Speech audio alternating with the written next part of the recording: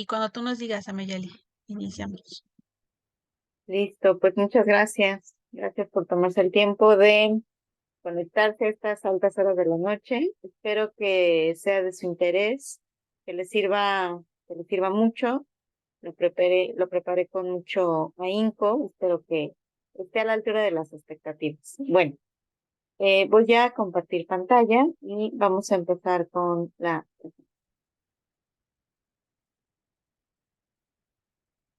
Bueno, como bien dijo Nati, formo parte del colectivo Claudia Cortés.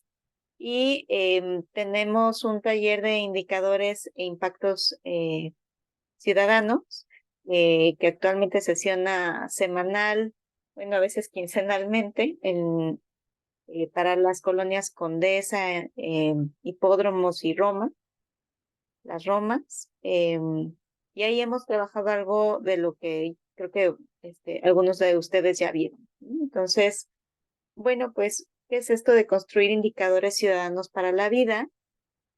Em, Creemos que hay que tener, como se dice coloquialmente, los pelos de la burra en la mano, ¿no? Entonces, nos hemos adentrado en la definición de estos indicadores, pero antes quisiera dar un poquito de contexto.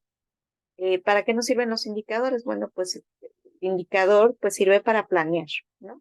Para tener objetivos, para medir los impactos de esos objetivos y esos objetivos pues responden a estrategias. Esas estrategias siempre están dentro de un marco de planeación. ¿Cómo tenemos la planeación en México? Pues el artículo 26 de la Constitución de los Estados Unidos mexicanos, la Constitución Política de los Estados Unidos mexicanos, establece en el artículo 26 un sistema de planeación democrática. Eh, el, para eso se establece o tiene como producto el Plan Nacional de Desarrollo. Voy a ir moviendo aquí. Sí. Y si alguien tiene dudas, por favor interrumpa. Somos poquitos, así que tenemos chance. Este Plan Nacional de Desarrollo tiene como producto a su vez una estrategia nacional de ordenamiento territorial. Esta estrategia nacional de ordenamiento territorial pues tiene que salir al principio de la administración que entra con la administración del Ejecutivo y ahí debe de establecer la estrategia en lo más general que sea posible, ¿no? Entonces, me voy a permitir... Vamos a ver.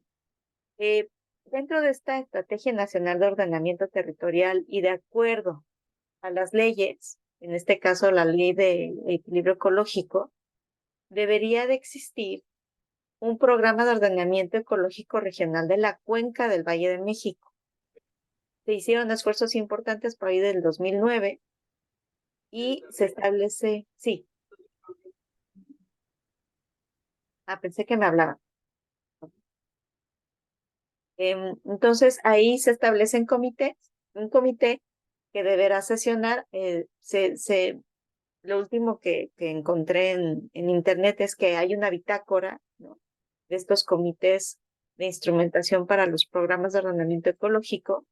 Sin embargo, después pues ya no hay más información, ¿no? Y bueno, se le da la atribución a los municipios de hacer la planeación. Desde la Constitución se le da esta atribución a los municipios de definir los destinos, los usos y destinos de su territorio. ¿Por qué? Bueno, en el artículo 27 se establece que la nación, como propietaria originaria de ese territorio, impone el uso, disfrute y disposición para el caso de sus territorios, como puede ser el habitacional con comercio, mixto, todos estos que vemos por aquí, ¿no? Y bueno, todo esto debe de estar dentro de un marco que actualmente es el Programa General de Ordenamiento Territorial. Ahora, en este taller que les comentaba de indicadores, este, de impactos e indicadores, pues nos dimos a la tarea de revisar como un ejercicio cultural, el Programa General de Ordenamiento Territorial, y creo que esto ya lo había comentado la vez pasada, pero le voy a dar un breve repaso. Es importante entender cómo se conforman los instrumentos de planeación. Tenemos estrategias generales, que en este caso les llaman ejes de acción. Luego, en la segunda fila, tenemos los objetivos estratégicos. Siguen siendo estrategias, pero pues más desmenuzaditas.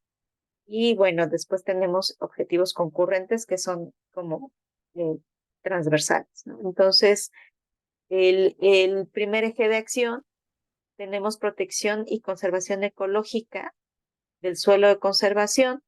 Como objetivo estratégico está promover la restauración, conservación, protección y preservación de los ecosistemas del suelo de conservación, sus servicios hídrico-ambientales. Ahí lo que nosotros calificamos fue amarillo, porque si bien sí marcan indicadores, o sea, si hay un anexo de indicadores, no nos sirven realmente a los ciudadanos para poder darle seguimiento, ¿no? Eh, para poder rastrear estos objetivos, ¿no? Tenemos por ahí gestión sustentable del agua, está pues casi de lo más grave, ¿no? Tenemos como objetivo 4 lograr la gestión sustentable, equitativa y participativa del agua en la zona de la cuenca de la Ciudad de México. Pero digamos que un programa general de ordenamiento territorial de la Ciudad de México tendría que organizarse o tendría que firmar un convenio con otras dependencias para poder, digamos, lograr esta gestión sustentable de la cuenca de la Ciudad de México. La cuenca excede la división política de la Ciudad de México. Entonces, aquí no se habla de ningún mecanismo de convenios de participación o cómo llegar, por ejemplo, a esto que veíamos atrás del Comité de Instrumentación para el Programa de Ordenamiento Ecológico de una cuenca, ¿no? De la cuenca del Valle de México, que por cierto ya cambió, es cuenca de la Ciudad de México, aunque excede la Ciudad de México. Ahorita lo vamos a ver en un planito. Y bueno, como comentario al margen, si el Programa General de Ordenamiento Territorial ya está en esta versión en el Congreso de la Ciudad de México, no hay manera de que lo deban de pasar. ¿Por qué? Porque justamente entre el objetivo estratégico 10 y 12 hay un 11 que no tiene nada de indicadores. Entonces, en el Congreso no podrían solventar esto, tendrían que solicitar eh, al Instituto de Planeación que lo termine. O sea, es un documento que no, en sus propios términos no está acabado. Es súper importante resaltar esto porque pudiera servir para impedir que se apruebe como está actualmente el Programa General de Ordenamiento. Pues tenemos, ya habíamos platicado también que algo muy grave es que no esté bien definido el suelo de conservación. En el Programa General de Ordenamiento Ecológico del Distrito Federal que precede a este pegote que le llaman, está bien delineado el suelo de conservación. Sin embargo, en los mapas que se incluyen en el diagnóstico del pegot, vemos muchas áreas que quedan sin clasificar y pues es realmente preocupante, ¿no? Iría en contra de todo lo que tenemos acá atrás, perdón, iría en contra de un programa de cuenca, iría en contra de la Estrategia Nacional de Ordenamiento Territorial, en la cual se establece que se debe de regular y se debe proteger el suelo de conservación. ¿Cómo se va a proteger el suelo de conservación si no se está clasificando el suelo de conservación? Aquí, ¿qué vamos a empezar a identificar? Un indicador necesita números. ¿Qué números podemos sacar de estos mapas? Pues simplemente son áreas, ¿no? Eh, hectáreas, metros cuadrados, obviamente a esta escala no procede, entonces hay que definir en hectáreas cuál es el suelo de conservación. Hay un archivo en datos abiertos de la Ciudad de México que es un shape, tiene valores para poder analizarlos en cartografía, pero no están bien hechos o no se pueden revisar en, ni en la misma página, tienen la visualización como debería de ser, y que seguramente es este plano de acá. Y entonces no podemos definir cuál es el área de conservación en hectáreas. Entonces vamos viendo que necesitamos números. Ahora, los indicadores se tienen que enmarcar, por así decirlo, y valga la redundancia, en un marco ideológico. El que les voy a presentar y que es un ejemplo, no es necesariamente un marco que debamos de adoptar porque tiene sus fallas. Lo tendríamos que mejorar o empezar nosotros desde cero, lo cual puede ser muy difícil, pero el que les quiero presentar es el urbanismo ecosistémico, que tiene su fuente en Salvador Rueda, en España, y después en Barcelona se hacen más ejercicios, en 1995 con Salvador Rueda y en 2000 en Barcelona se hacen más ejercicios de ir mejorando este sistema. Entonces, es algo que nos puede servir de base para desarrollar nuestros indicadores. Eh, Vamos separando el problema en temas. Este es urbanismo. Eh, es urbanismo ecológico, pero no es ordenamiento ecológico. Hay que ver la diferencia. El ordenamiento ecológico es lo que tenemos que estar viendo desde la cuenca. Y estos principios de urbanismo, lo que estamos tratando de entender es la parte urbanizada, ¿no? Del suelo urbano, por así decirlo. Entonces, bueno, ¿qué temas tenemos? Proximidad. Proximidad tiene que ver con que las personas eh, tengan las necesidades diarias a menos de 5 kilómetros de distancia, según Salvador Rueda. Eh, Debe de haber una masa crítica de población y actividad que permita justamente esta proximidad. Eh, por ejemplo, necesito una densidad de población que me permita tener cerca una guardería o que me permita tener cerca una primaria, que me permita tener cerca una oficina de primer contacto de autoridades o de gobierno, mercado, etcétera. Las necesidades diarias son las que debemos de tener en esta proximidad. Y eso se va a lograr si tenemos una masa crítica de población. Hablar del ciudadano no peatón es un poco, y lo resumo rápidamente, em, en que fuera posible tener la mayor parte de las calles, sobre todo las secundarias y terciarias, como la calle de 16 de septiembre. No sé si ubican la calle de 16 de septiembre, es paralela a Madero, es una cuadra hacia el sur. Ahí, ¿qué pasa? Que no hay peatones, o en teoría, no hay peatones o ciclistas o personas en silla de rueda, sino que todos pueden pasar por todo el ancho de la calle, ya que no hay banquetas, pero sí se delimita el ancho de la vialidad del coche. Es un carril muy estrecho, pero la superficie de rodamiento no tiene interrupciones. Eso permite que haya pues mucha actividad sin que nos estemos estorbando los peatones, los ciclistas, los automovilistas y las personas en silla de ruedas. Entonces, esa es la idea de lo que tiene este mal concepto de la calle completa, pero que en 16 de septiembre funciona muy bien. Les recomiendo que lo visiten. Transporte alternativo. Tendríamos que estar pensando para una mejor calidad del aire que todo el transporte público ya fuera alternativo, es decir, el Metrobús ya no podemos seguir haciendo líneas de Metrobús con diésel. Tendríamos que ir cambiando progresivamente. El caso del trolebús se ha ido logrando que todo sea con fuertes alternativas, es decir, que no utilice gasolina, que no utilicen fuentes fósiles de energía. La habitabilidad del espacio público se refiere a que pues sea sombreada, tenga una calidad humana, una escala humana, em, que tenga materiales adecuados, que no esté rota la banqueta, que no haya vegetación que impida que las mujeres puedan ver y ser vistas para su seguridad o para que un niño tampoco se pierda entre una maleza, sino que tiene que haber distintas características del diseño para que cumpla con este principio de urbanismo ecológico. Complejidad urbana.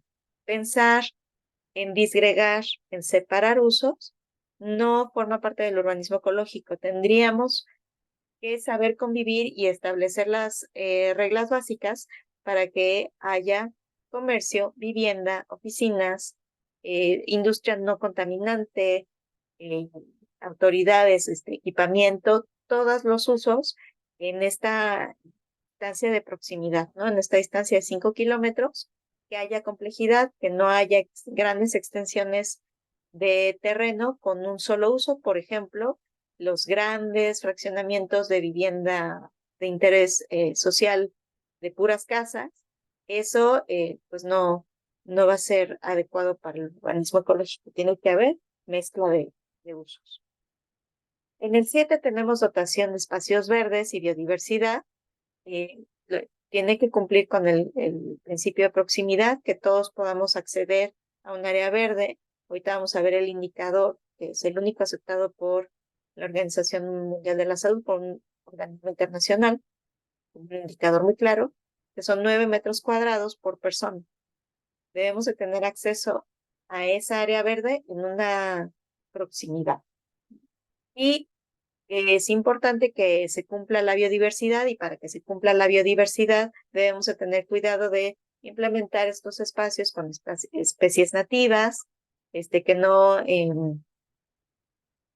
no sean especies invasoras o que no sean adecuados para el medio en el que se están sembrando. La 8 en realidad se puede dividir en tres, que es autosuficiencia energética, autosuficiencia hídrica y autosuficiencia de materiales.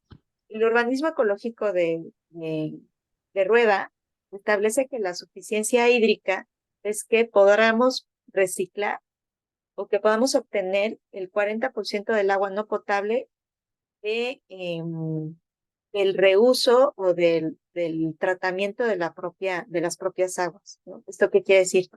Todo lo que no necesites Todo lo que no necesitas agua potable, como es WCs, limpieza general, eh, jardinería, etcétera, que son como es agua tratada, podrías considerarse agua tratada, eh, venga del propio consumo. Entonces, un indicador que establece el urbanismo ecológico es que esa agua sea 40% del propio consumo de agua potable que estamos recuperando. Autosuficiencia energética y de materiales. Estar trayendo el agua de muy lejos obviamente no es un indicador de que estemos cumpliendo con los principios del urbanismo ecológico, ¿no? Y igualmente los materiales, ahí es una cosa muy loca que yo sí me la puedo imaginar. A mucha gente a lo mejor le causa controversia, pero yo sí me puedo imaginar una nueva forma de construir que no sea con concreto o con acero. Entonces, habría que repensarnos cómo vamos a seguir construyendo y hasta cuántos niveles podemos seguir construyendo si no ocupamos este tipo de materiales. Adaptación y mitigación al cambio climático, bueno, se explica por sí mismo, pues tenemos que ser resilientes o tenemos que resolver, ¿no? Los temas de inundaciones, de falta de agua, etc. La cohesión social, que ya viene todo el aspecto social en esta fila, es que se promueva en el espacio público su uso y que promueva la cohesión social, actividades culturales, actividades deportivas, equipamiento, que logre esta condición social. El acceso a la vivienda va a ser también muy importante. ¿Por qué? Porque lo que queremos es disminuir los recorridos. Entonces, hay que tener vivienda no solo en la periferia, eh, sino también en la ciudad central. Eh, Cuidar mucho que no se haga solo vivienda para un interés que está fuera del alcance adquisitivo de la mayor parte de la población. Eh, la construcción de vivienda que no es accesible no puede considerarse en las estadísticas, ¿no? Entonces, necesitaríamos para un indicador de vivienda un, un censo detallado del tipo de vivienda que se está construyendo que sí aplique para la población, para los habitantes de la Ciudad de México y no para inversión, no para rentas de corto plazo. Ejemplo, bien. Dotación de equipamientos, ya hemos hablado de eso. Y por último, la gestión y gobernanza. Si no hay gestión y gobernanza, todo pues, va a ser un caos. El caso del agua, pues es uno de los ejemplos que vamos a trabajar al rato y que si no hay gobernanza, pues no vamos a poder avanzar. Y no sé si alguien tenga duda hasta aquí o quiera comentar algo. Sí, su servidor Vicente Morales, en cuanto al acceso a la vivienda, no sé si estás comentando aquí en la Ciudad de México o en el Estado de México, porque ya en la Ciudad de México, pues la verdad el uso del suelo es bastante caro y pues cada vez la gente que quiere eh, tener un, tener un terreno se tiene que ir hacia los cerros. Y el problema es de que se están poblando los cerros y pues ahí es el lugar donde son lugares muy importantes para la captación de agua. Esto con relación al acceso a la vivienda. Yo vivo en Xochimilco y lamentablemente las autoridades no han hecho nada por el rescate ecológico de Xochimilco, que empezamos a hacerlo desde 1989. Y bueno, ese es un tema el cual no quiero alargarme porque pues esa es mi participación nada más. Hay mucho que hablar respecto a este tema. Nada más lo que sí quiero decir es que estas viviendas se están yendo para la zona de las Chinampas de Xochimilco, que son zonas de producción y se pueden perder. Gracias. Es correcto, totalmente. Va a haber, es congruente lo que estás diciendo y pertinente. Adolfo Lal, Sí, gracias, Víctor. perdón, yo tengo unas cosas ahí en duda, a ver si, pues si podemos aclararlas un poco. Me da la impresión de que el ordenamiento ecológico está en el ámbito, pues propiamente de la cuestión del medio ambiente y pues, digamos, va más sobre los ecosistemas naturales. Yo entiendo también que hay ecosistemas artificiales, como precisamente la parte urbana, ¿no? Que es totalmente artificial. Y también me da la impresión que el ordenamiento territorial está más en el ámbito urbano y que esa es la diferencia entre el ordenamiento ecológico y el ordenamiento territorial. Estos principios de urbanismo ecológico, entonces me dan más la impresión que estarían básicamente en el ámbito del ordenamiento territorial, o sea, en el ámbito urbano, digamos, para pues ver que haya todos estos beneficios a estas áreas donde pues ya estamos todos los ciudadanos, digamos, concentrados y viviendo en espacios muy artificiales. El piso es artificial, la calle es artificial, la luz es artificial, pues nuestro transporte genera muchos contaminantes y pues también ese metabolismo que hay pues nos coloca en problemas de contaminación y de escasez de los recursos, porque somos tantos que ya no alcanzan, ¿no? pero me parecería que aquí faltaría ver cómo unimos el ordenamiento ecológico y el ordenamiento territorial. Y yo pienso que el ordenamiento ecológico había que verlo a lo mejor en una escala un poco mayor, quizá en el ámbito del metabolismo de la ciudad. Entiendo por metabolismo, pues esa cantidad de recursos que requiere la ciudad y esa cantidad de desechos que también genera la ciudad y que van deteriorando todo este ámbito en el que estamos viviendo.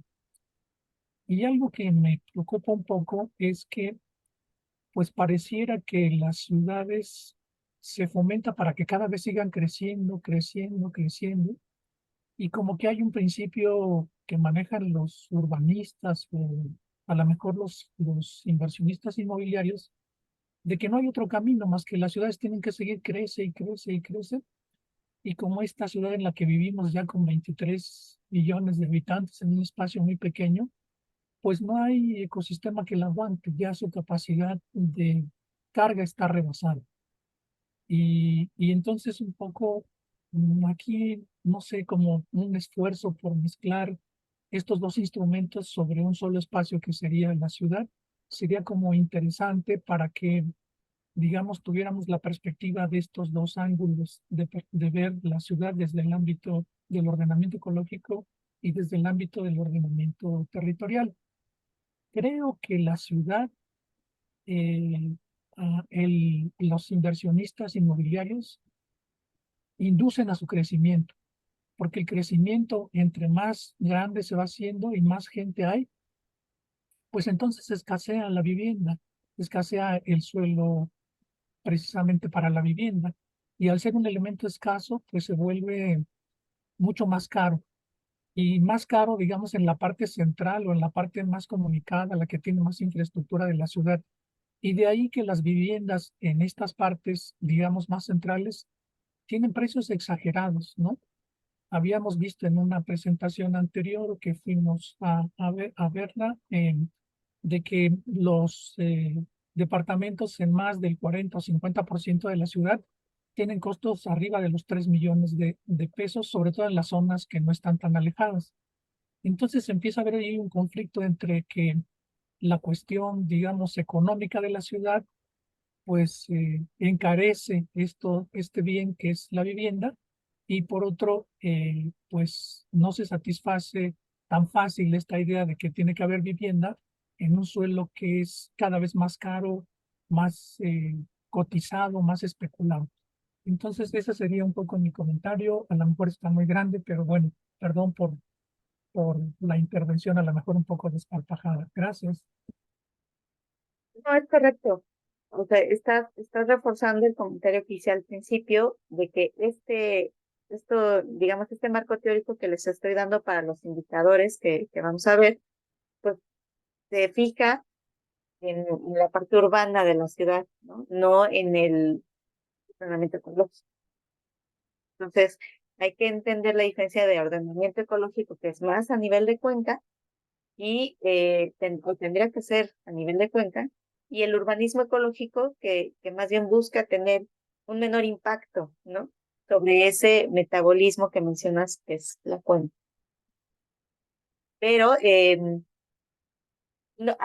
considero que el urbanismo ecológico no necesariamente habla de crecimiento, habla de eficiencia. Y probablemente en la eficiencia logremos un descrecimiento si se manejara de una forma correcta y sin intereses, ¿no? En un ideal, ¿no? Es un marco teórico nada más. Pero tienes razón, la parte ecológica es más amplia, yo diría. El urbanismo ecológico se inserta dentro del ordenamiento ecológico. Entonces tendría que haber un ordenamiento ecológico que le dé marco al urbanismo. Si no, pues no vamos a poder sacar indicadores, que es a lo que vamos a ver. Pero voy a continuar y de todos modos ahí van levantando como un. Muy bien, entonces todos estos principios digamos que es la metodología lo que quisiera que obtengamos de esto, y a lo mejor lo podamos transferir hacia el ordenamiento ecológico. traté de hacer algo de investigación, pero como no soy psicóloga, ¿no? No se me facilitó encontrar indicadores en el ordenamiento ecológico. Sí los ha de haber, pero digamos que no es mi especialidad. Entonces, les estoy mostrando esta parte urbana para ver si les puede servir en la parte de ordenamiento ecológico. Entonces, tenemos aquí que todos estos 13 principios, que en realidad son 15, pero yo los hago 13, se pueden agrupar en 5 grandes rubros. Ahora, en la planeación, lo que se recomienda es que no haya más de 7 rubros. 5 son muy adecuados, pero más de 7 rubros, digamos que pierde rastreabilidad, digamos, para un gobierno central. Entonces tenemos que tratar de agrupar en 5 a 7 temas máximo. Luego tenemos que estos, bueno, aquí los clasifican solo en 5 ejes, ¿no? Son los que más o menos les puse en la diapositiva pasada, y a cada uno le dan un peso específico, ¿no? Entonces, el peso del eje 1 es del 25%, el peso del eje 2 también, el eje 3 también, y el eje 4, 25%. Toda la parte de cohesión social, pues tiene digamos, ese peso. Entonces, digamos que toda esta ponderación de indicadores nos va a dar al final una calificación, ¿no?, de excelente. Si tuviéramos el 97.99% de la calificación. A eso tendríamos que apostar en una postura muy racionalista y de indicadores. Ojo, los indicadores son un medio, una herramienta, no el objetivo per se, ¿no? Entonces, solamente estamos hablando de una herramienta, de una metodología para ayudarnos a medir, para poder controlar y entonces poder mejorar. Ese es el espíritu del indicador, es un espíritu muy racionalista. Ahora, vamos a ver qué es un indicador. El indicador más fácil que pueden encontrar es este de kilómetros por hora. ¿Para qué nos sirve tener un tacómetro en un vehículo, ¿no? Para saber la velocidad a la que vamos. Si no sabemos a qué velocidad vamos, digamos, dependiendo de dónde estemos, debemos de bajar la velocidad. Si estamos en un área de escolar, ¿no?, donde hay una escuela primaria, pues debemos de bajar nuestra velocidad a 20 kilómetros por hora o menos, ¿no? Si estamos en un centro de barrio a 30 kilómetros por hora, aunque ya si vamos en carretera le podemos aventar más, ¿no? Tenemos esa posibilidad, pero la velocidad se vuelve indispensable para poder eh, tomar acciones, ¿no? Entonces, ese es el sentido de un indicador. Y por lo general, siempre va a contar con 2 unidades. Esto es muy importante. Esa es una aportación mía, y derivado de una amiga de mercadotecnia, especialista en mercadotecnia, que en mercadotecnia utilizan mucho también los indicadores, le llaman Key Performance Indicators, ¿no? Indicadores clave de desempeño. Tienen que tener por lo menos 2 unidades. Si no tienen 2 unidades, no estamos midiéndolo correctamente. Tiene que ser un indicador que nos permita comparar, y para comparar necesitamos 2 unidades de medida. Si no, no podemos comparar. Ahora, un porcentaje no tiene 2 unidades, pero sí está comparando un cacho del total. Entonces, un porcentaje también puede ser un indicador adecuado. Voy a leer rápidamente. Es una herramienta para clarificar y definir de forma más precisa objetivos e impactos. Objetivos e impactos. Es una medida verificable de cambio para un estándar contra el cual evaluar el progreso con respecto a metas establecidas, y son estadísticas que nos ayudan a estudiar dónde estamos, hacia dónde nos dirigimos y cómo evaluar programas específicos y determinar su impacto. Todo se trata de impactos y objetivos, etc. los indicadores no son medidas estadísticas sin ningún análisis. O sea, población de la Ciudad de México. No sé, ¿qué andamos andamos como en 20 millones en la zona metropolitana. O sea, el 20 millones solito no nos sirve. O sea, esa es una estadística, es un dato fijo y no tiene análisis. Entonces, eso no nos sirve como un indicador. El indicador debe de poderse comparar con otra cosa. Deben facilitar la inclusión de actores y metas de política ambiental. Entonces, debajo de los indicadores debemos indicar qué actores están participando, ¿no? Y cómo se llegó a los acuerdos con esos actores. Por ejemplo, los comités son una representación de la realidad a través de datos verificables empíricamente. Entonces, sí, bueno, puede ser empíricamente. Un indicador ciudadano puede ser empírico, pero sí basado en datos obtenidos a través de estudios científicos, pero que sean entendibles, que sean accesibles para la mayoría de los ciudadanos. Simples, cuantificables, comunicables, lo mismo, dentro de un marco teórico conceptual. Entonces, debemos de encontrar nuestro marco teórico para el ordenamiento ecológico y a partir de ahí empezar a construir indicadores. Aquí tenemos, no sé si alcanzan a leer, yo sí alcanzo a leer, pero espero que ustedes también. Se me olvidaba decirles que era importante que utilizaran esta presentación, esta conferencia o que la vieran en sus computadoras. Que ahorita vamos a hacer, bueno, les voy a pasar unos QRs para que puedan acceder a documentos de referencia. Pero bueno, aquí tenemos, por ejemplo, el indicador de suficiencia hídrica, ¿no? Suficiencia hídrica, por ejemplo, en rojo, si tenemos menos de 20%, en 20% estamos en semáforo verde, y si llegamos a un 40%, ¿ah? Es que estamos teniendo una adecuada suficiencia hídrica según el marco teórico del urbanismo ecológico. Esa suficiencia hídrica es la que les decía al principio. Estoy reciclando el 40% de mi necesidad de agua no potable. Es decir, riego mis plantas, mi WC lo abastezco y la limpieza de mi patio la hago con agua que era potable, que ya utilicé y que la voy a reutilizar para esos segundos usos. Ese 40% se considera, digamos, adecuado, verde, según el organismo ecológico. Ese es un indicador, el 40% de mi necesidad de agua no potable. De ahí nace lo que en algunos desarrollos, les comparto que en mi edificio sí estamos recuperando el agua de lluvia para los WCs y limpieza de las áreas comunes.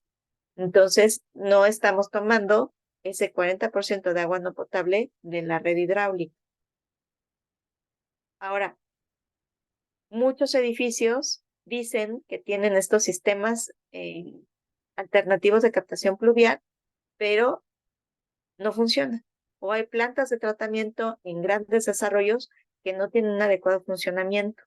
Entonces, el seguimiento a la operación de estas acciones no existe en la Ciudad de México. No estamos midiendo nada de esto en realidad. Simplemente, como diría un profesor mío, es una quimera. Tenemos otro tipo de indicadores. No sé cuál quisieran que analizáramos.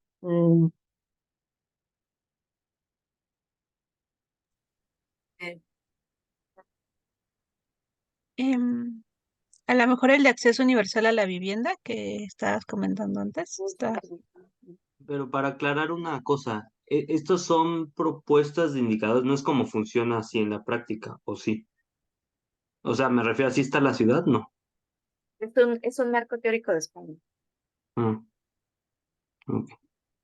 ¿Sí? O sea, sería el fundamento para un programa de ordenamiento territorial, ¿no? Cumplir con 40%, o sea, la meta, por ejemplo, el objetivo sería el 40% que las viviendas, o es más, las viviendas vamos a dejarlas para que el uso industrial comercial se abasteciera en un 40% de su agua no potable por reuso propio. Alicia. Sí, buenas noches. ¿Podríamos revisar el de autocontención laboral? ¿Sí me escuchan? El de auto... Contención laboral. Sí, ¿ves el número? Es el 11. Color naranja 11. Accesibilidad ciudadano petón. Autocontención laboral. Ok, Ujú. 50%, que Ajá. el 50% de la fuerza laboral, el 50% de la fuerza laboral se quedará en esa región de proximidad. Idealmente el 75%. Ese es el ideal, pero realmente por toda la población flotante o sea, que todos los trabajadores que van y vienen todos los días de las zonas conurbadas, alteran aquí el funcionamiento de la ciudad. Entonces, pues ese es un indicador que no está respondiendo en el caso del proyecto de programa de ordenamiento territorial, ¿no? Pues es que justo no es un asunto de la Ciudad de México, ¿no? Es un asunto metropolitano. Entonces tendríamos que contar con un instrumento de planeación metropolitano y dejar de centralizar las fuentes de empleo en el centro de la Ciudad de México. Por ejemplo, en mi opinión, y creo que no soy la única, favorecer la movilidad antes que la modificación de los usos. O sea, nosotros deberíamos estar revisando que no se sigan generando más empleos en el centro de la ciudad y hacer una promoción económica en diferentes centros de toda la zona metropolitana para que Exacto. la gente tenga opción de tener un empleo cerca de donde vive, que no lleven a sus hijos hasta el centro de la ciudad donde trabajan, ¿no? Y sea una dislocación del niño que no puede, digamos, irse a jugar con sus amigos porque uno vive en Ecatepec y el otro vive en Nesa, ¿no? Y están yendo a la escuela primaria del centro de la Ciudad de México, porque ahí viven ahí trabajan los papás. Entonces, es realmente una ruptura muy fuerte que no favorece la cohesión social, que interrumpe todas las relaciones humanas, ¿no? Entonces, hacer que las personas se trasladen más de 5 kilómetros para ir a trabajar o a la escuela, pues va en contra de este marco teórico. Gracias, Ameyali. Gracias. ¿Qué más tenemos? Aguas residuales tratadas. El semáforo rojo es que el menos del 75% no se trata. El ideal, o sea, el ideal y que considero obviamente factible. Ojo, para Barcelona, ¿no? Para Barcelona sí es factible tratar el 100% del agua.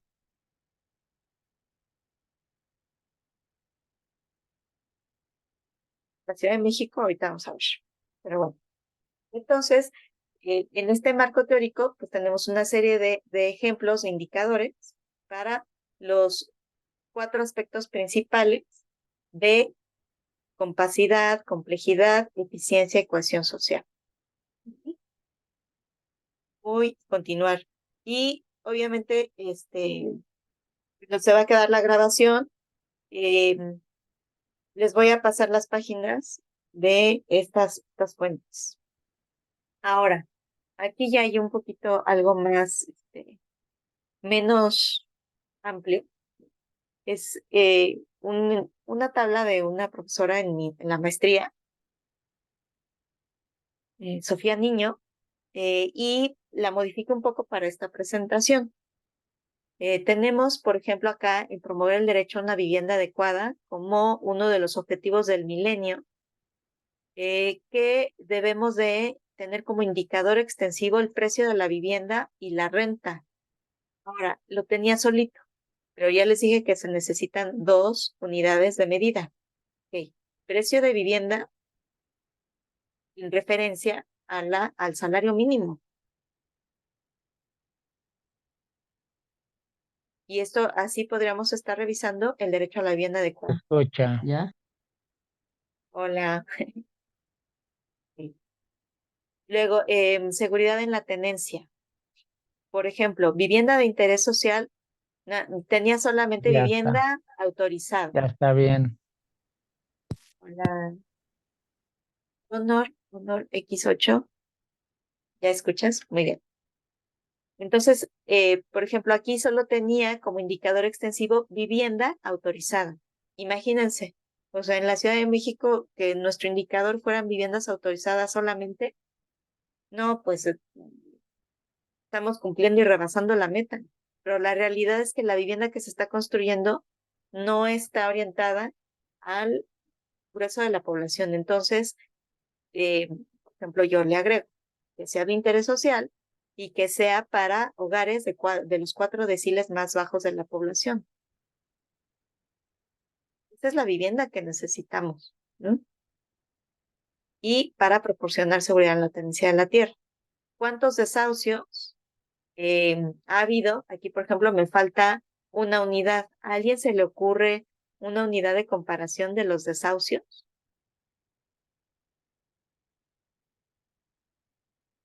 o desalojos?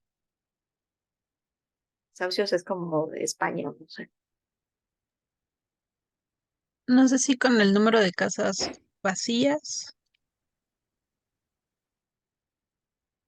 O sea, tú estás desalojando a las personas. ¿Por qué?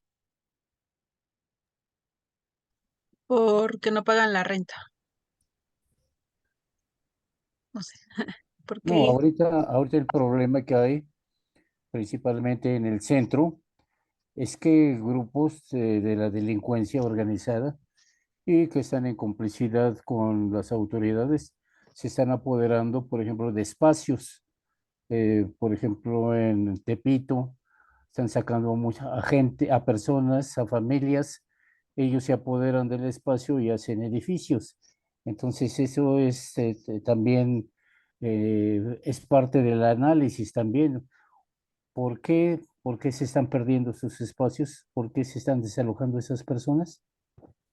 Será, o sea, yo en mi profesión diría porque no tienen la tenencia de la tierra, o sea, no tienen la propiedad o no tienen el contrato, que bueno, a veces aún con todo el contrato te desalojan, ¿no? Pero considero que en la mayor parte de los casos no tienen la certeza jurídica sobre su vivienda. Entonces deberíamos de tener un censo, o sea, por ejemplo, dentro del censo de población, debería de especificarse si la vivienda tiene certeza jurídica o no. Hay también los precios de las viviendas son rentas congeladas, principalmente en el centro de la ciudad, edificios que ya están viejos y pues siguen pagando renta de un precio recible, ¿no? Es lo que comentas. Em, o ni siquiera ya la pagan porque pues ya el dueño ya dijo mejor que se pierda el edificio, no me interesa, este, y no hay un contrato. Y serían, o sea, por vivienda, los que habitan en ella, quienes tienen y quienes no tienen documentos que garanticen sus derechos de vivienda, ya sea como propietarios o como posesionarios, ¿no? Posesionarios, hay muchas formas de entender a los posesionarios, como que rentan o como lo tienen en comodato, etcétera. Sí, y deberíamos de tener esa clasificación, Y vigente, ¿no? Sería la clave ahí, que sean documentos vigentes. sí.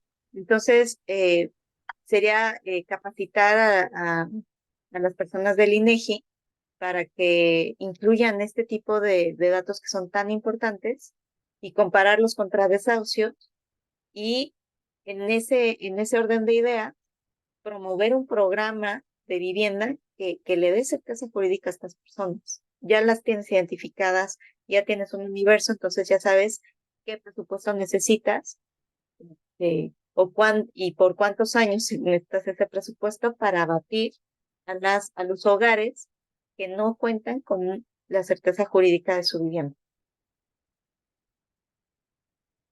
Entonces sería desahucio contra viviendas u Ujú. hogares sin certeza jurídica de la vivienda. Hay viviendas que se construyeron que la verdad es son inhumanas. Yo creo que ahí apenas cabe una cama. Y bueno, muchas de esas construcciones en el terremoto que hubo, pues están dañadas. Algunas de ellas están sobre la calzada de Tlalpan, llegando ya cerca de Chabacano, Metro Chabacano. Edificios que hicieron sin ninguna planeación, son edificios inhumanos. Y bueno, pues el efecto que tuvo es que pues hasta la fecha siguen dañados. De eso sí tenemos estadística, entonces habría que incorporarla a un eje estratégico del programa, ¿no creen? Pero ahorita creo que no está considerada o el indicador no es claro. Adolfo, Bueno, yo en lo particular diría que los dos indicadores que habrá que correlacionar serían los desalojos y el incremento de las rentas, porque si bien puede haber un contrato, generalmente los contratos duran 1 o 2 años y justo cuando se acaba hay un incremento drástico que a muchas personas no les permite seguir viviendo ahí por el precio que es desorbitante. Y eso es es ilegal, ¿no? Porque no te pueden aumentar más del 6, 8, 10%.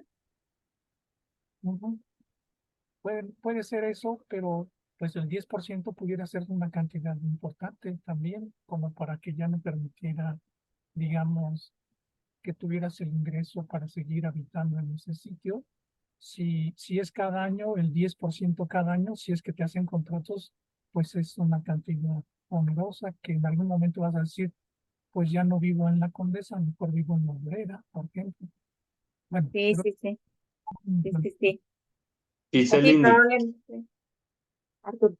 perdón, quizá el indicador ahí podría ser, o sea, que los del INEGI pregunten si hubiera un aumento conforme a la ley del 10%, si la gente podría seguir pagando sus rentas. Pues es que tendría que ir ligado probablemente al salario mínimo, ¿no? Más que hacer una encuesta, podría ser que vaya aunado, o sea, no puedes aumentar el precio de la vivienda más allá de lo que ha aumentado el salario mínimo. Francisco, Sí, gracias. Es que ahorita con todo lo que acaban de comentar, creo que, bueno, no sé ustedes qué opinen, pero creo que también haría falta tener una nomenclatura con los distintos derechos de propiedad. Es decir, algo que estaban comentando sobre quién tiene derecho, por ejemplo, a enajenar las viviendas, a acceder a ellas, a disponer, a sustraer algún tipo de bien dentro de la vivienda. Pero esto no solamente aplicaría para el territorio urbano.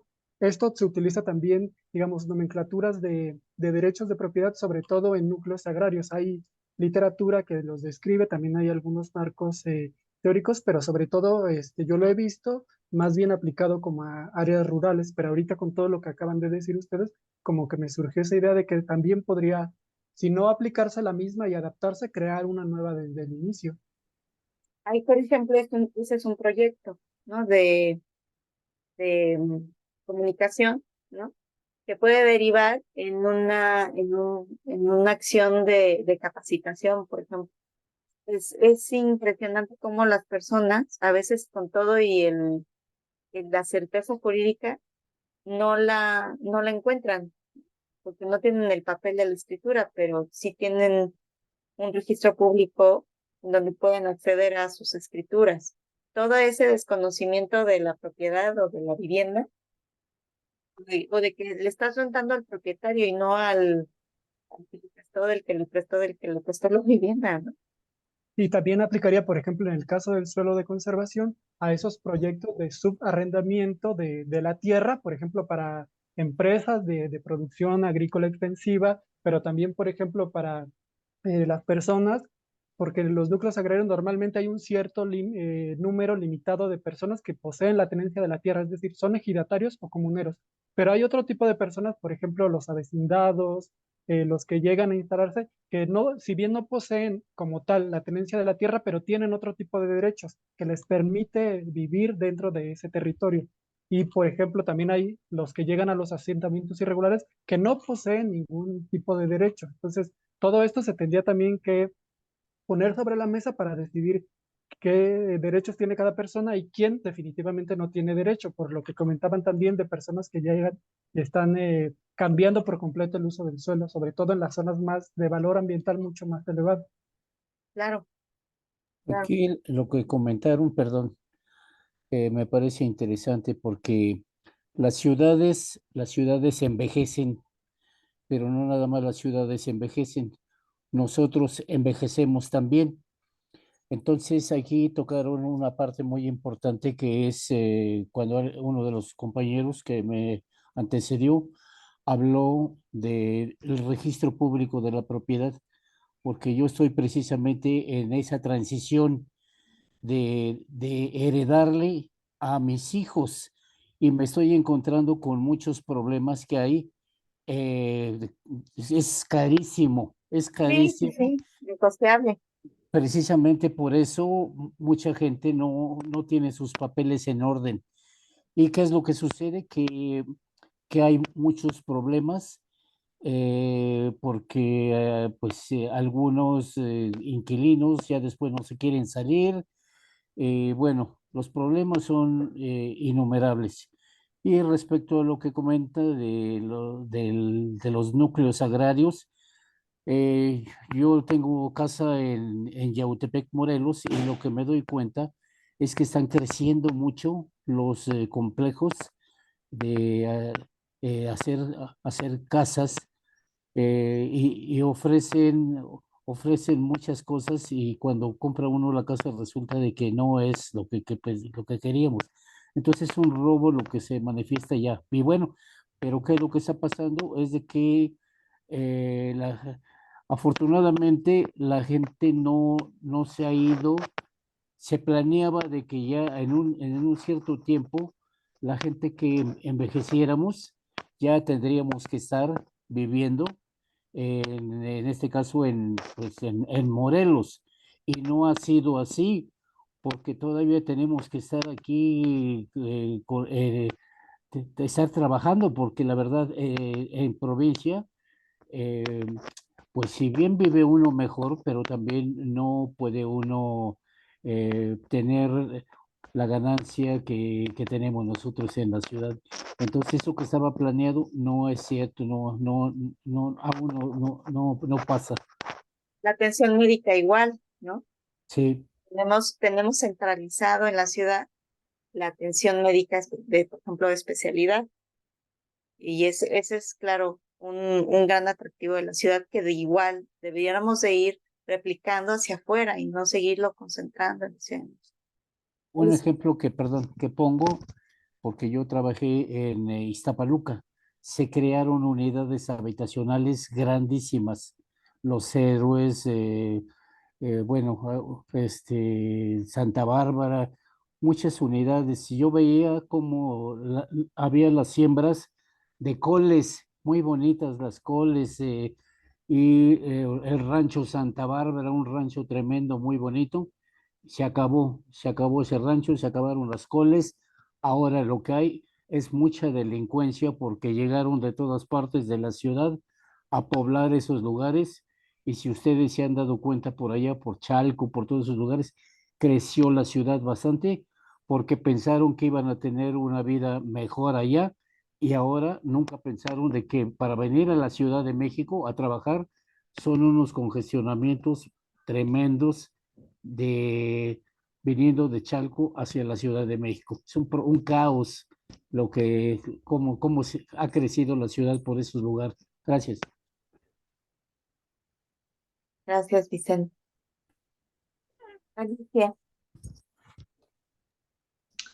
Sí, bueno, para comentar sobre estos indicadores, a mí el que me llama mucho la atención es el de indicador proveer seguridad en la tenencia. Y aquí quiero comentar dos cosas. Una es, bueno, sí, durante varias reuniones yo siempre he planteado de efectivamente darle una vista, voltear a ver lo del registro público de la propiedad, porque es ahí de donde pues se lleva uno muchas sorpresas, ¿no? De todo tipo, de todo tipo. Entonces, una buena medida sería hacer una profunda revisión del registro público de la propiedad. Esa es una. Eso es Fíjate, en cuanto a ese, inmuebles que ya son de más de 50 años de edad o 30, ¿no? Alicia, fíjate ahí, o sea, lo que tú estás diciendo, profundizar en hacer una revisión profunda del registro Sí, público de la propiedad, eso es claro. una estrategia, eso es una estrategia. El objetivo, ¿cuál sería? Pues darle certeza, pues dar una certeza Pero dar acá, una seguridad de la la meta. tenencia. Y el indicador, Mm, utiliza dos unidades. Uno, pues la más fácil, ¿no? Número de Pero, viviendas, número de viviendas con certeza jurídica. ¿me escuchan? Sí, Sí, Sí, sí, escuchó. Sí, creo que se le está yendo el sí. sonido al. Bueno, ajá.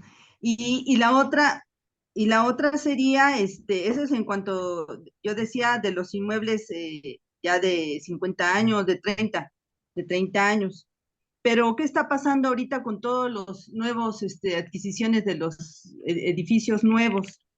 Que, por ejemplo, en el caso de los sismos, pues salió a flote que muchos de los edificios de los que se cayeron, muchos de ellos ni siquiera se hizo el trámite para hacer los trámites para la construcción, o sea, sus registros ante SEDUB y todo eso.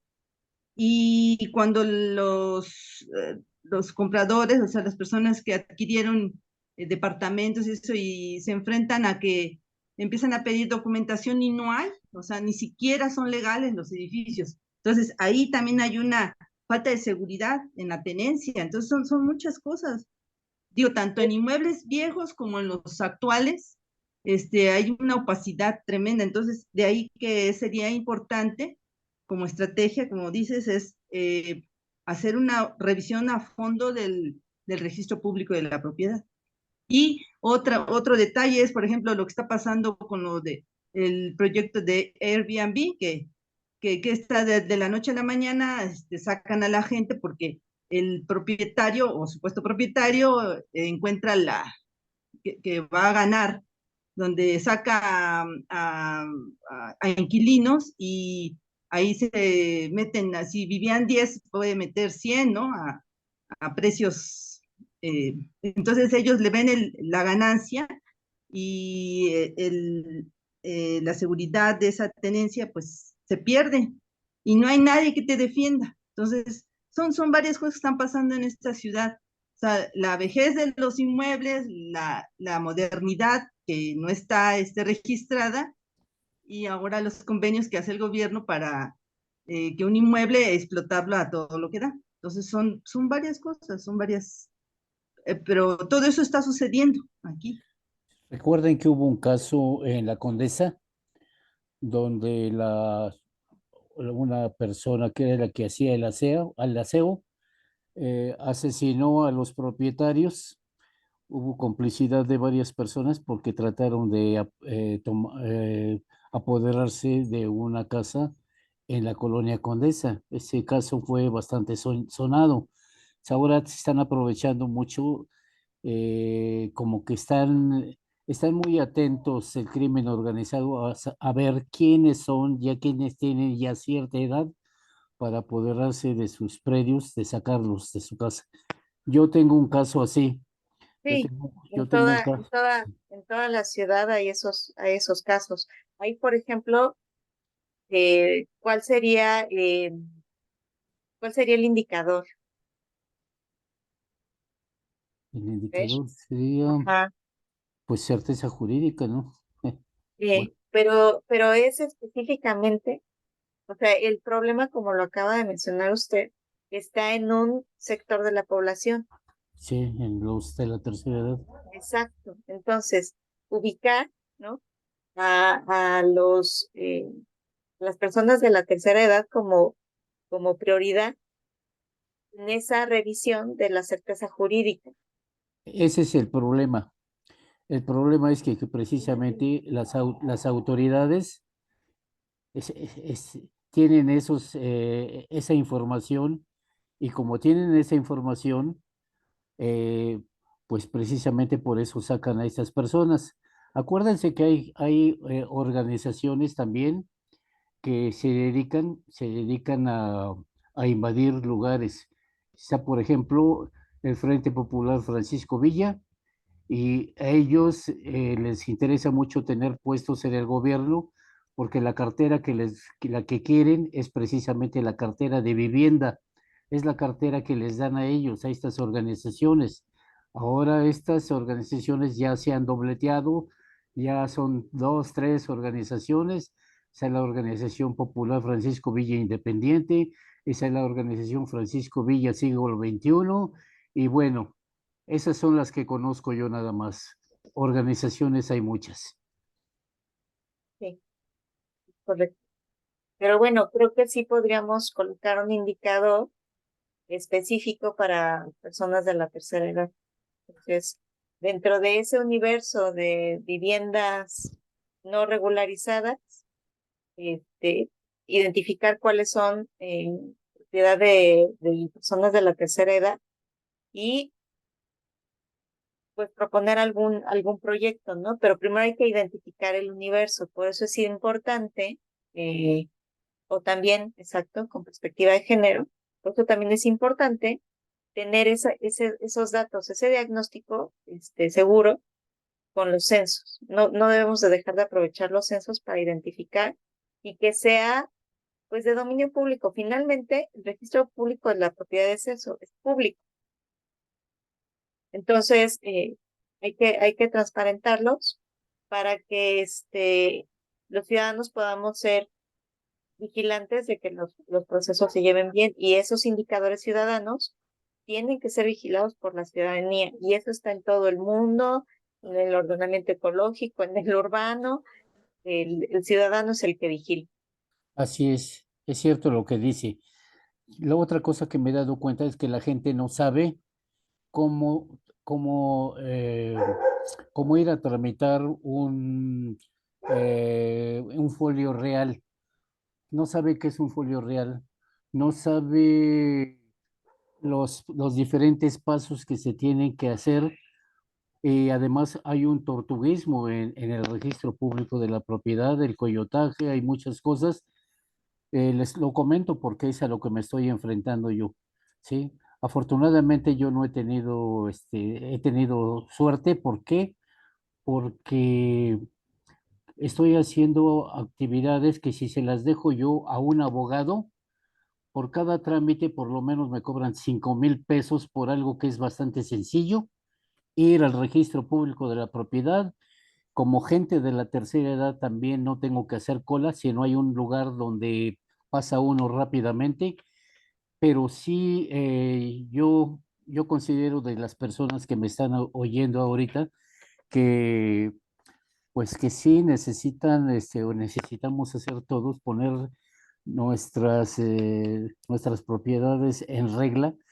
Lamentablemente eso, uf, cuesta bastante caro, ¿no? Porque dependiendo dónde tenga uno también el terreno, es la plusvalía de lo que tiene uno que pagarle al abogado, lo que tiene uno que pagarle al notario, lo que tiene uno que pagarle a tesorería, lo que le tiene uno que pagar a Hacienda por cada trámite que se hace. Ay, ay, Dios mío. Gracias. Y es curioso cómo en varias conversaciones la vivienda y el registro público de la propiedad salen a colación. Es de lo que tiene más atorado este país. En fin, ¿no? Tenemos, por ejemplo, ya cambiando a proveer acceso a servicios básicos, que es la última meta de vivienda. Tenemos como indicador clave el acceso seguro al agua o la conexión a los servicios, y el indicador extensivo, ¿cuál debiera de ser? Porcentaje de hogares porcentaje de hogares con agua en tandeo. Hay una polémica ahí que dice que pues todos tenemos derecho al agua, pues sí, ahí está el agua, pero ve tú por ella. Yo lo que te estoy cobrando como servicio es llevártela, ¿no? Pero en realidad el derecho que tenemos todos es a que nos lo provean de forma continua, em, y en nuestra vivienda, ¿no? O sea, la vivienda debe tener esa conexión y esa posibilidad. Está muy difícil de lograr, ¿no? Pero sí deberíamos de contar con información de hogares o colonias. Por ejemplo, hay este porcentaje, no sé si venimos, creo que no. A ver, Ah, espérame. Bueno, en esa fila donde dice hogares con agua en tandeo, probablemente pudiéramos poner eh, población en colonias con agua por tandeo. hace unos días, perdón, acabamos de hacer el tercer Foro Nacional del Agua aquí en Xochimilco, donde vinieron representantes de diferentes estados, donde la problemática es bastante grave, ¿sí? Y bueno, algo de lo que se analizó bueno, es, por ejemplo, las compañías las mineras, u otras compañías que están vendiendo el agua, que se están apoderando del agua de las comunidades. Y en fin, hay muchas cosas que se han estado, se analizaron y los datos de Conagua están considerados como datos de seguridad nacional, así de ese tamaño. No quieren soltar la información, ya hemos ido, se están planeando hacer algunas actividades, algunos plantones en Conagua y no sueltan la información porque el agua es un gran negocio. El agua, como ustedes saben, se vende, inclusive hasta se toma como por una cuestión política también, desgraciadamente, ¿no? Pero bueno, esa es mi participación, gracias. Y justo pues me voy a saltar lo demás, y nos vamos al último, a gobernanza. El agua tiene un severo problema de gobernanza. Voy a avanzar en la presentación porque ya son 10:20 y quiero llegar al último. Si tienen su celular, pueden escanear este código QR. Les pido por favor que me confirmen. Lo hice con mucho cuidado, espero que sí sirva. Y ese QR los va a llevar a la publicación del Diario Oficial de la Federación, em, donde habla sobre la cuenca del Valle, el acuífero en la cuenca del Valle de México. Y les pediría por favor que revisen el numeral 5.3, extracción del agua subterránea y su distribución por usos. Ahí van a ver que dice una cosa muy loca, muy, muy loca, que solo el 10% del agua del Valle de México se está yendo al uso industrial. ¿Ustedes qué tan confiable creen que sea esa dato? Claro que no. 0% confiable. No, eso no es cierto. ¿Cómo es posible eso? No, no, no, no. En ningún lado encontré una estimación del agua que no se está midiendo. Y especialistas, lo que me contaron hace ratito, es que hay una regla muy importante que casi siempre es el 80-20. El 80% del agua no se está midiendo.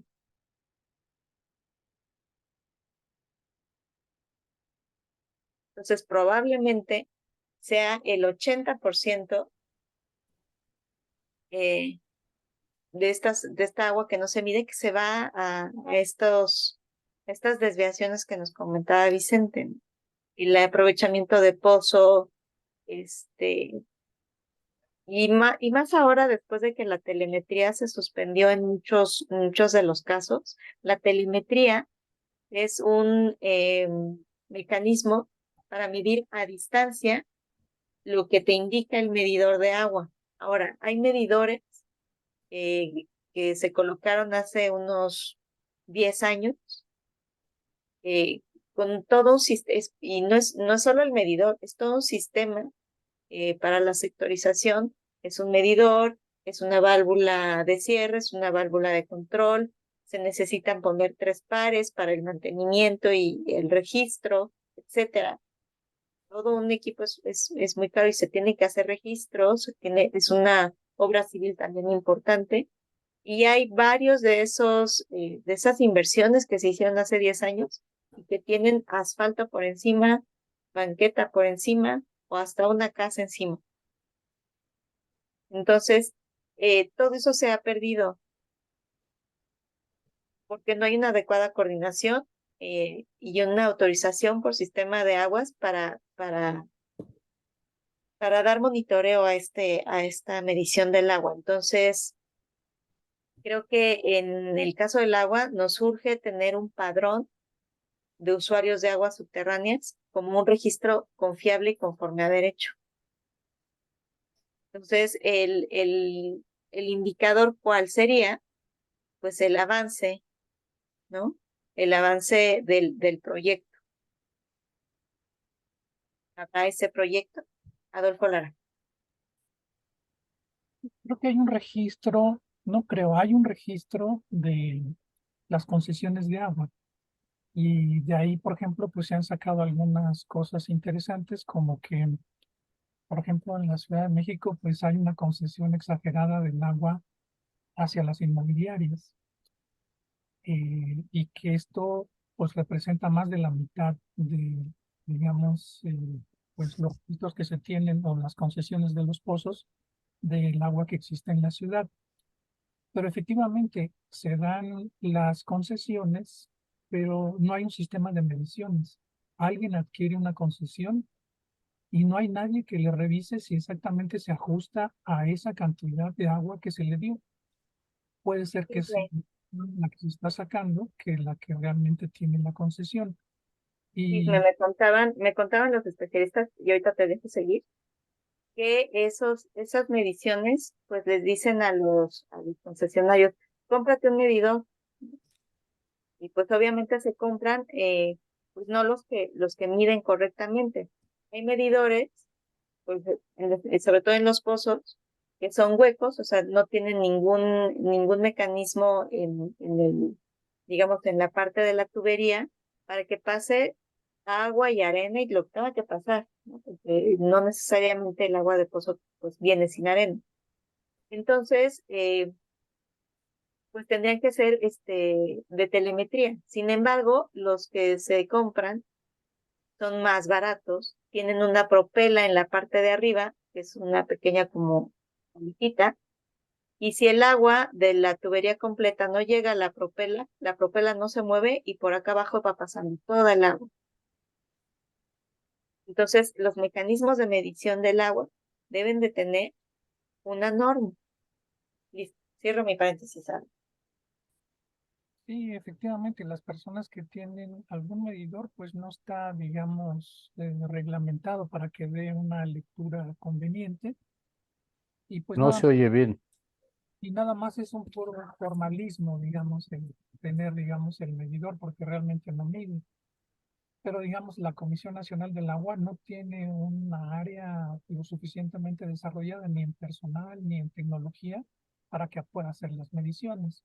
Si bien es cierto que la telemática pudiera resolver mucho el problema, porque pues se podría a través de un sensor que enviara las mediciones a un satélite y se recogieran a nivel nacional incluso, creo que no hay interés en hacer esto.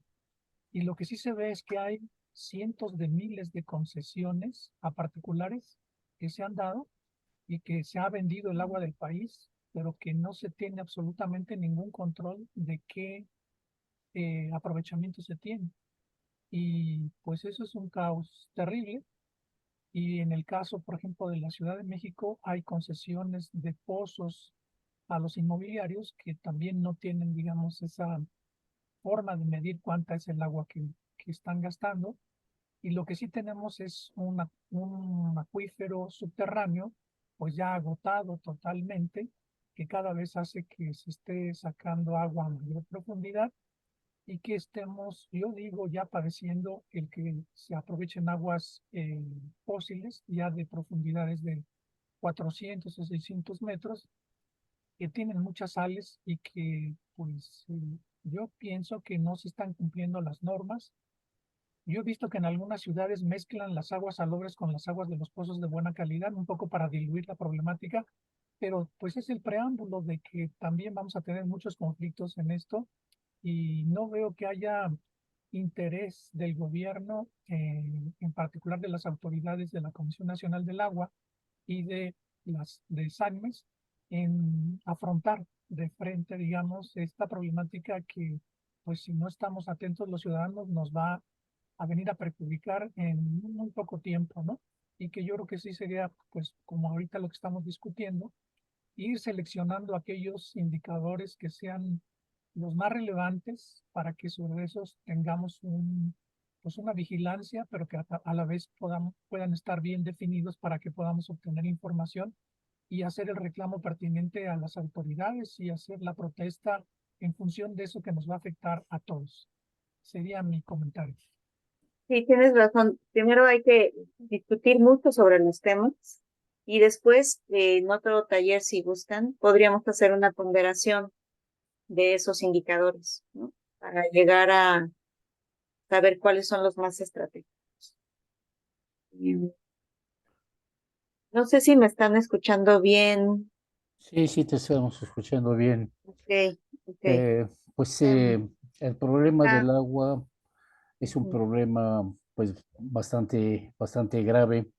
Yo recuerdo que desde hace varios años he ido a participar en foros del agua con el Luis Manuel Guerra, que el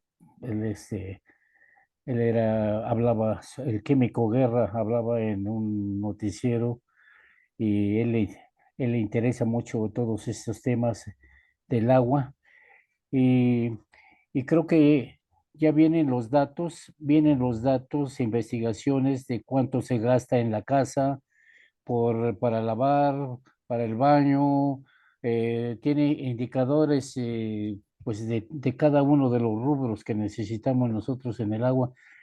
Aquí lamentablemente, como dicen, pues no hay de parte de SACMEX, no hay claridad, no hay claridad y aquí el problema es de que se está acrecentando el problema y pues no sé a dónde vamos a dar. Eh, Aquí en el caso de Xochimilco, nosotros tenemos un distrito de riego y ese distrito de riego no funciona porque desde el año de 1989 está la tubería y pues no, ya se está echando a perder, se han robado todo y aquí se vino a echar cascajo y es un caos lo que está sucediendo aquí en esta parte, que es muy importante para la alimentación. Bueno, ya no quiero extenderme más porque ya dicen que ya hay mucho que hablar, ¿no? Ya casi, sí, ahora vamos a seguir, ¿no? Y ya al final comentamos si gustan. Ah, bueno, ok. Digo, para terminar la presentación ya Sí, está casi, bien, eso está sí bien, es. está bien. Y bueno, pues creo que era importante que todos tengamos claro, ¿no? Lo que son los acuíferos de la zona metropolitana, el Distrito Federal, bueno, ex Distrito Federal, ahora Ciudad de México, está ubicado en el que se identifica con el 901, que es la zona metropolitana, el acuífero de la zona metropolitana de la Ciudad de México. Luego tenemos el de Texcoco, que es el 1507, 1506 Chalco Amecameca y 1508 Cuautitlán Pachuca. Estos acuíferos se encuentran en situación pues, muy grave, ¿no? Luego tenemos localización de algunos manantiales, que en la Liga del Diario Oficial de la Federación se menciona cuál es la aportación de los manantiales, la cual es todavía muy importante. Y bueno, ay, no sirvió la animación, pero bueno. Y la pregunta es, ¿qué indicador serviría para saber si contamos con un padrón o registro confiable de estos que les estoy presentando? 50, digamos, un indicador podría ser 50% de la superficie de recarga. Un indicador podría ser los efectos negativos o positivos de la inyección de agua tratada, obtener la estratigrafía de X ubicaciones. Ah, este no se guardó. Ampliar y modernizar la red de monitoreo de los acuíferos. Proyectos para fomentar la recarga controlada de sus acuíferos, pozos, plantas de tratamiento, invasión de zonas de recarga, sectorización y balance hidráulico o presupuesto.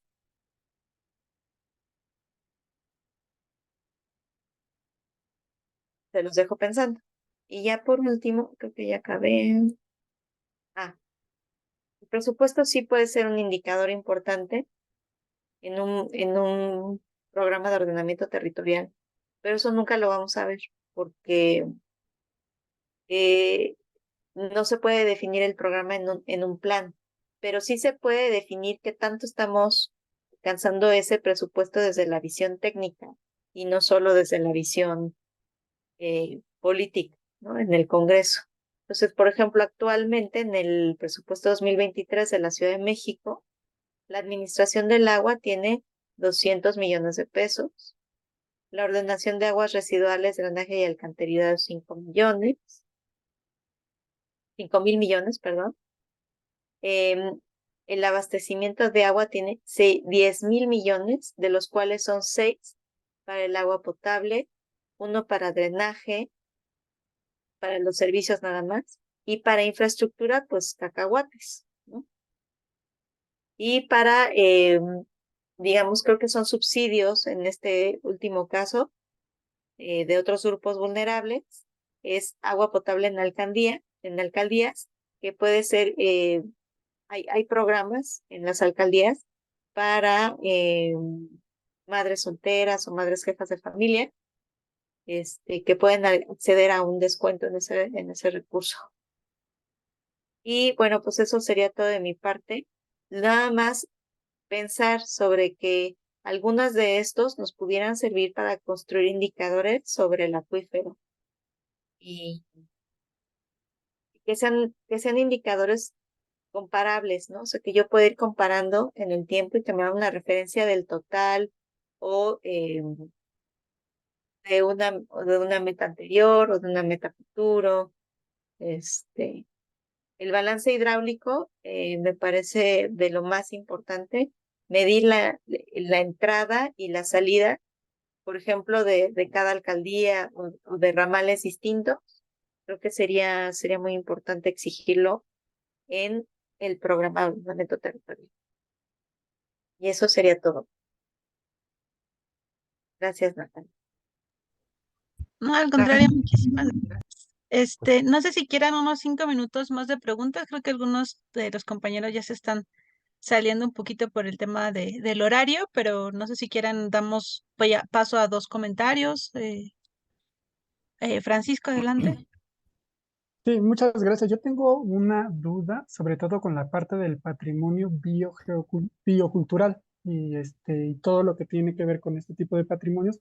porque ahora ya se está comenzando también a, digamos, oficializar e institucionalizar el uso de esta categoría de patrimonio, pero más bien, como está reportada en la literatura, es una crítica a lo que tradicionalmente o convencionalmente se entiende como patrimonio, que es decir, algo que se decide desde el Estado o desde las autoridades, por ejemplo, ambientales o culturales, y más bien como qué indicadores se podrían incorporar o qué tipo de indicadores podrían servir para tomar en cuenta eso, porque también está relacionado con lo que mencionaban hace un rato de los suelos, por ejemplo, de Xochimilco, que eso, digamos, no se está contabilizando de todo cuánto se pierde, y aquí mencionaban también algunas otras cosas importantes que creo que también sería pertinente pensar en términos de patrimonio biocultural. Pues sí, yo considero que es importante porque es un área muy importante para pues como un equilibrio ecológico, y no solamente eso, sino como, en la temperatura también es muy importante, ¿no? Se sigue poblando y no hay políticas públicas que se diseñen para poder seguir preservando estas áreas que son muy importantes. Y, y pues lamentablemente eso perjudica mucho, por ejemplo, al sector turístico, porque en Xochimilco una de las actividades con la cual vive la gente es precisamente por el turismo y el comercio. Entonces, si se termina con esta actividad, no sé qué cosa es lo que vamos a hacer. Ya la FAO ha declarado esta zona como, pues, como una zona bastante importante para la alimentación.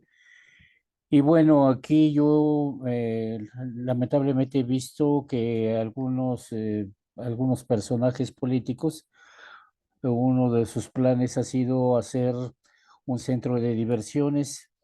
eh, Al momento ya no han tocado ese punto, pero ya estaba el proyecto, eh, y yo creo que se podría tomar desde un punto de vista más sustentable, el hecho de que se haga un programas de turismo que sea, que sea para el bien de la comunidad, preservando todas las zonas que conocemos nosotros. Eso es lo que puedo comentar, y los felicito mucho el programa. Entonces espero que me tomen en cuenta para los próximos. Les voy a dejar mis datos. Gracias. Al contrario, Vicente, gracias a ti. Pues mira, la metodología que yo propondría es buscar los indicadores que nos puedan como servir en forma paralela, ¿no? Entonces, em, ¿cómo le llamabas? Patrimonio Bio, biocultural. ajá. Sí. Em, pues habrá que definirlo ya sea en hectáreas o en categorías, ¿no? De valor, y tener un marco teórico alrededor que te dé esas categorías y compararlas contra ya sean números totales, absolutos o superficie. Por ejemplo, no sé, en Miguel Hidalgo tenemos el Pensil Mexicano, que es un jardín, pero tiene digamos, una historia. Es perteneciente al INAH, ¿no? Al Instituto Nacional de Antropología e Historia, su catalogación. Este, pero no es un patrimonio, ¿cómo diré? Concreto, espacial, sino que es el jardín, el espacio negativo, lo que es de importancia, lo que le da importancia a este espacio. Entonces, por ejemplo, esta sería un edificio o un predio catalogado como espacio negativo de valor histórico y biótico, ¿no? No sé, Adolfo, si quieras elaborar sobre eso.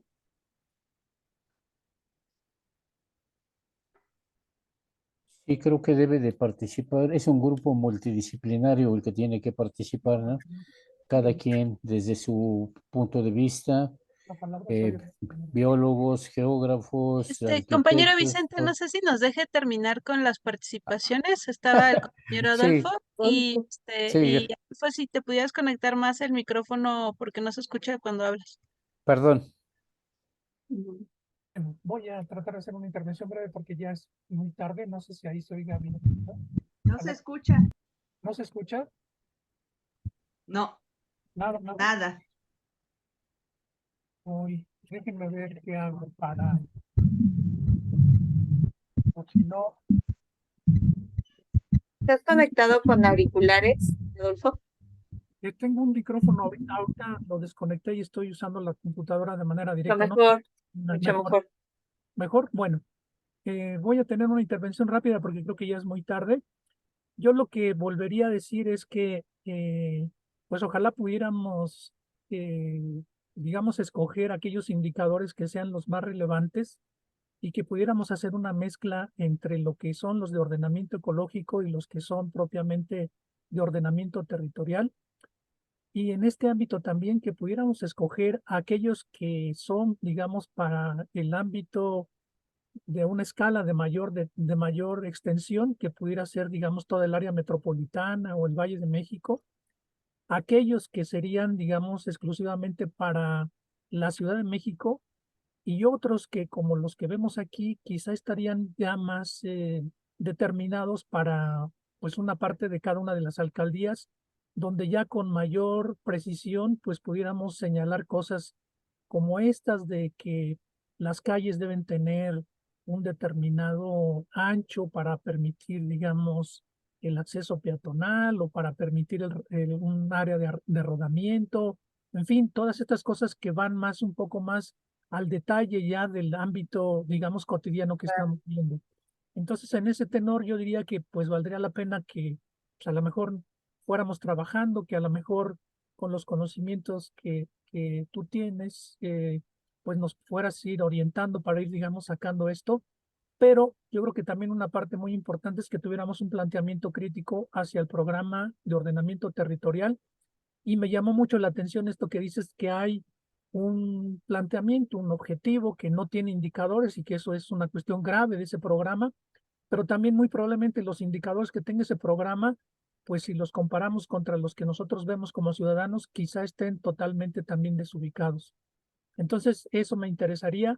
Y la otra es que, pues, abonemos a que, digamos, una herramienta de este tipo sirviera para que fuéramos haciendo los comités ciudadanos o de ordenamiento ecológico o de ordenamiento y ecológico y territorial a nivel de nuestras alcaldías o a nivel de nuestras colonias y que esto, pues, entonces nos permitiera una participación, pues, más efectiva y que hiciéramos valer que tenemos voz los ciudadanos a través de estos comités y que, por ejemplo, ahorita el programa de ordenamiento general del territorio, el ordenamiento territorial general, no contempla la participación ciudadana, son decisiones que las está tomando en absoluto nada más las autoridades y las consultas que se han llevado a cabo son totalmente anómalas, no han sido representativas y pues prácticamente se está haciendo una imposición a los ciudadanos de algo que vemos que no va a tener perspectivas en cuanto a la problemática que estamos viendo. Esa sería mi intervención. Gracias.